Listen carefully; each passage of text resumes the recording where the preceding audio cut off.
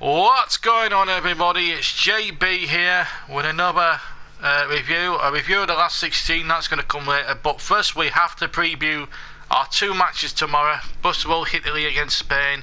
That should be we'll preview that one a bit later, but it's all the talk now, certainly in England, is about England against Iceland, which is taking place tomorrow. Now I'm going to play an interview earlier on, an England press conference with Wayne Rooney latter. But first of all, England's very much under fire manager, Roy Hutchison. And I'll tell you what I think of his team selection after we've heard from him and his captain, Wayne Rooney. But it's Roy Hutchison first. We will have to accept the title of favourites, and they can go into the game as underdogs. But we know perfectly well that whether we entitle them favourites or underdogs, it's going to be a very, very difficult game for us, and they're going to be a hard team to beat. We're not going in this game showing a lack of respect to Iceland. We're going in showing full respect. We appreciate and respect the way they've played, and they'll make it tough for us to break them down and to score goals. And it's on us then to work out our way and to create chances to score goals and to win the game. Have you resolved the issues with your strikers? Are you happy with who you're going with? Was it a difficult choice, and how did you reach that decision? I've been happy all the time with the strikers that I've gone with. In a football match, you never know exactly how a person's going to play, but what you do know, you know what you're selecting because you know the players, you work with them every day, you see them in training, you've worked with them for years, and what you try to do is you try to choose the best possible players for that game.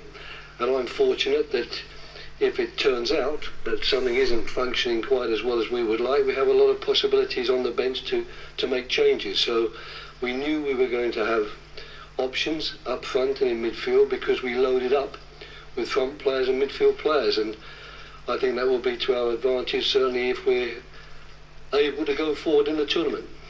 What we've seen on the training pitch is Raheem Sterling. He's been fantastic, sharp, taking players on, scoring goals. So there's no issue with Raheem whatsoever, and his attitude has never been questioned. He works hard. He stayed behind after training, doing what he normally does on a normal training day. So there's no difference in him, and he's a huge asset to us as a team because he's a fantastic player, and he's a player who can turn the game within a split second. So if anyone is questioning his attitude or his state of mind, then they'd be mistaken.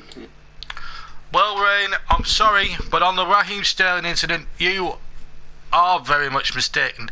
The lad has not turned up in the tournament. He can turn it on in training, he can do this, he can do that. But in the two games I've seen him play in this tournament, the bottom line is, Rooney, he has not been good enough. Roy, this is a game that you need to win. I also heard later on in your press conference, you know, your usual bullshit line. Just have to try our best, won't we? Well, I'm now doing impressions of you every single time now, and all Iceland need to do tomorrow. And you can just imagine the team talking there in their dressing room tomorrow. This is what Iceland's team talk will be like. This is the only team talk the Iceland team need if they're going to beat England and have a party tomorrow night. Now, Emily, you and I need to have a serious chat. These are the new Iceland party sweets we bought. Chocolate macaroons, mini tart, and brilliant chocolate orange profiteroles. Where? Me. Irresistible party sweets, £10 each. So we did. Only 3 for £5. That's why we'll come to Iceland. There you go. That's what Iceland. That's the team talk Iceland needs. I'm sorry, I didn't mean to be so, I couldn't resist the Kerry Katana gag. I'm sorry, guys. I'm doing Iceland no respect whatsoever there, really. But in all seriousness, though, they're a great country. They deserve to qualify. for the tournament in their own right.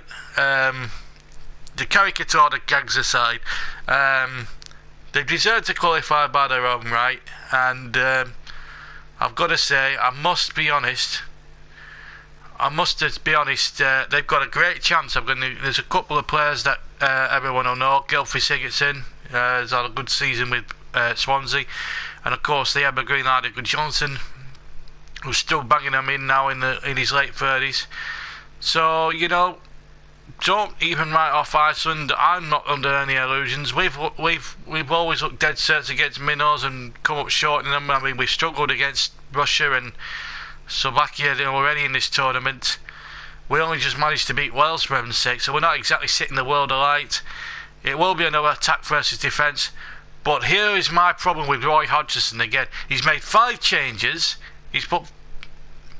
But he's, instead of playing Vardy like the whole of the nation's telling him to do, he's playing Daniel Sturridge. Now I know Sturridge scored against Wales, but here's my big problem. He's still not 100% fit in my eyes. He's still not in good form.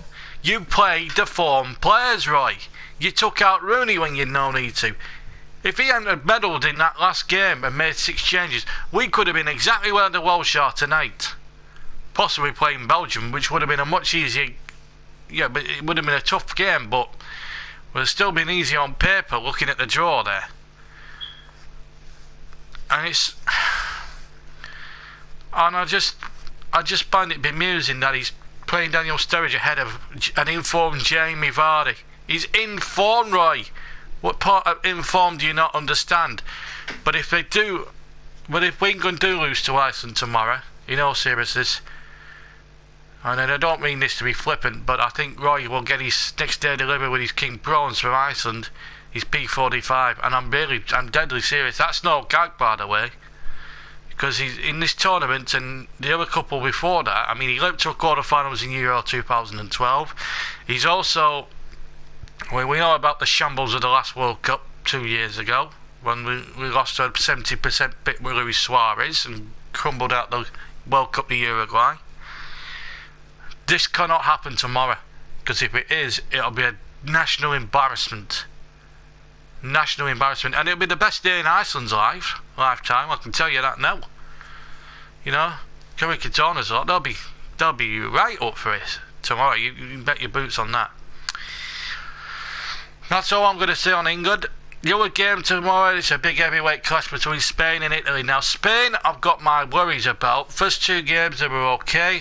Against Croatia, however, they took it for granted. They went in front, they tried to play that silly ticky-tacky football against the Croatian defence, who, let's be honest, weren't having any of it.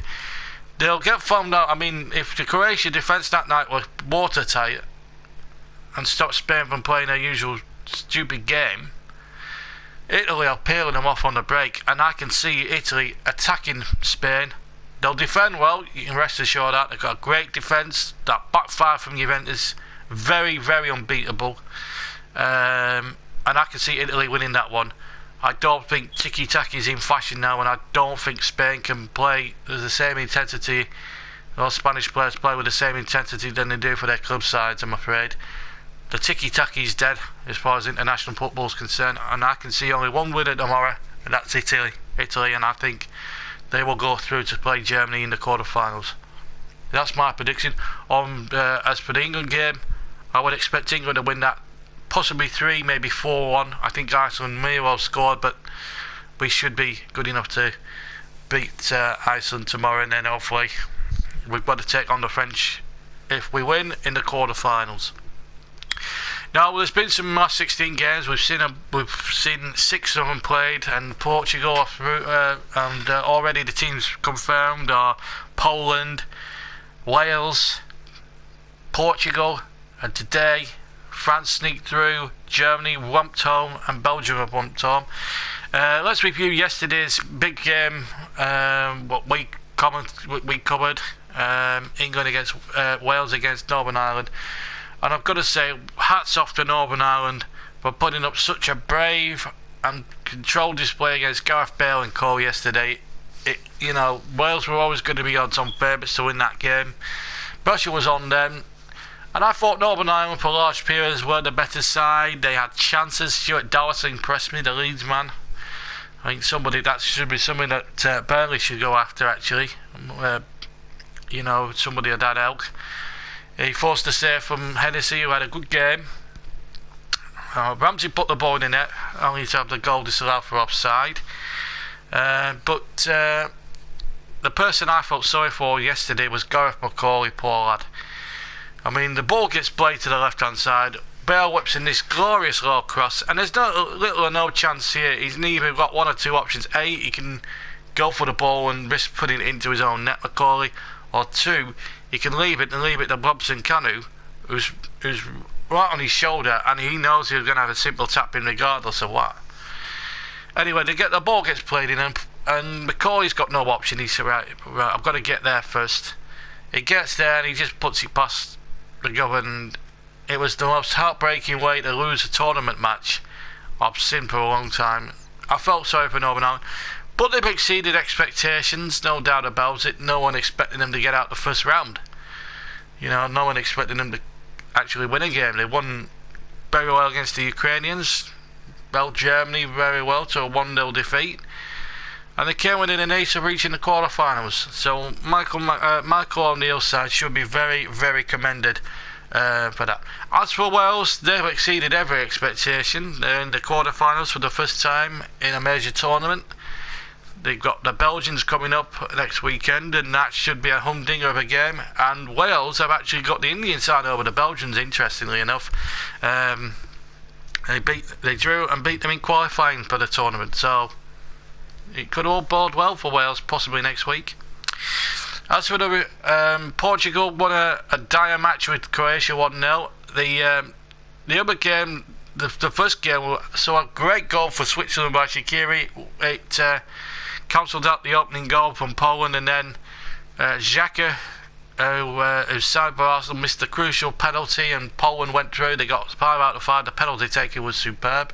They've only conceded one goal in the tournament, crucially, so Poland could be dark horses for the title. Portugal, as I said, won a lacklustre game. Now today's games, very quickly, we've got 3 minutes to go. Northern, the game we covered today in more detail was the Republic of Ireland's brave exit from the tournament. They were 1-up after 3 minutes with a penalty. Robbie Brady putting the penalty in, and the lead lasted until I think the 58th minute, when Griezmann came out of his shell and scored two cracking goals, putting the Irish defence to ribbons. Also the Germans looking very efficient. Also the Germans in their game against Slovakia looked efficient. Draxler was man of the match in my eyes. Really good finish. Mesut Ozil will probably want to forget his penalty miss. Not that it mattered in the grand scheme of things, but some great goals. Boateng scored his first goal for Germany with a thunderbolt from the edge of the area. Muller made it 2-0 after Draxler pulled the ball back on the left, and then Draxler himself with a volley at the back post, sealing the victory there. And as for Belgium, it was a game that we were due to cover, but unfortunately due to other circumstances, we had a few technical failures with the live commentary, so we weren't able to bring that to you. But they won quite handsomely against a brave Hungarian side, 4-0 in the end, and they're playing Wales now in the next round, and that should be a humdinger. 2 more games to come. We'll hopefully be able to see all 4 quarterfinals live for you, all full commentary on all 5 quarterfinals. We've got England-Iceland tomorrow. We'll be deadly serious. There'll be no Kerry Katona and Gags doing the commentary. I'll try and promise you that. If you would like me to do one during the game, anybody, I'm more than happy to do that. But in all seriousness, no, it's a serious game this now. It's win or bust for England, as Roy Hutchison said. And if he loses tomorrow, it's his P45. What do you think will happen to Roy Hodgson if we lose the game? Let me know in the comments below what you think, and don't forget to hit that like button either. If you haven't subscribed to the channel, please do. And if I'm on Twitter at Stutzy83. That's all I've got to say on the Euros right now. We'll see you tomorrow evening at 7:50 for the anthems and England against Iceland. Till then, take care, and I'll see you later. Goodbye.